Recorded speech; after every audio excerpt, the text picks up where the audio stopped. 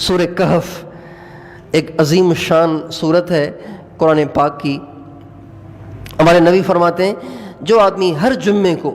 سورہ کہف پڑھے گا، ہر جمعے کو سورہ کہف پڑھے گا تو اللہ تعالیٰ اس کو زمین سے لے کے آسمان تک اتنا لمبا چوڑا نور عطا فرمائیں گے جو قیامت کے دن اس کو کام آئے گا۔ اس لیے کہ جب آدمی پل صراط کو پار کر رہا ہوگا، پل صراط جو ہے نا وہ محشر کے میدان سے ذرا ہٹ کر ہے،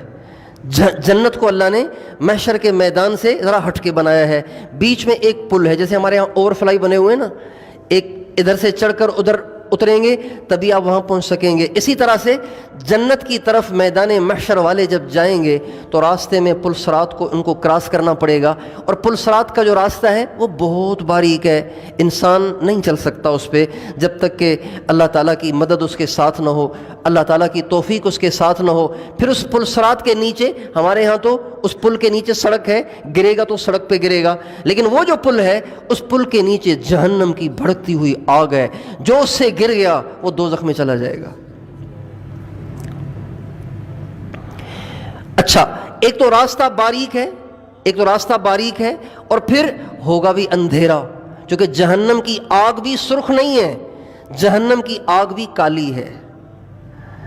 جہنم کی آگ کالی ہے۔ یہ دنیا میں سمجھ میں نہیں آئے گا، اس لیے کہ دنیا میں جو آگ ہوتی ہے نا اس کا پریشر اتنا زیادہ نہیں ہوتا، تھوڑا پریشر ہوتا ہے تو وہ لال ہوتی ہے، اور زیادہ پریشر ہو تو وہ زیادہ سے زیادہ نیلی ہو جاتی ہے، ہری ہو جاتی ہے، گرین ہو جاتی ہے۔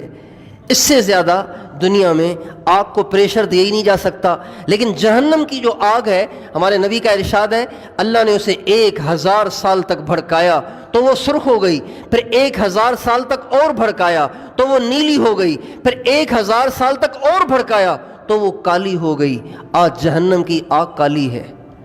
اس لیے جہنم کی آگ چونکہ کالی ہے تو اس کی روشنی بھی نہیں ہوگی۔ تو اب اس موقع پر ہر مسلمان کو جس نے پل صراط کو پار کرنا ہوگا روشنی کی ضرورت ہوگی۔ ہمارے نبی نے فرمایا جو ہر جمعے کو سورہ کہف پڑھے گا، 12 رکوع ہیں اس کے، اور رکوع بھی چھوٹے چھوٹے ہیں، آدھے صفحے کا ایک رکوع ہے۔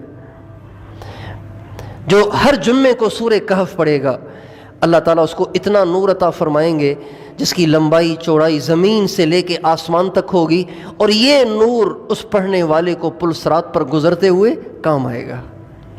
تو ہمیں سورہ کہف پڑھنی چاہیے، اور ہمارے نبی نے یہ بھی ارشاد فرمایا جو جمعے کے دن سورہ کہف پڑھے گا، دجال جب ظاہر ہوگا تو دجال اس کو کافر نہیں بنا سکے گا۔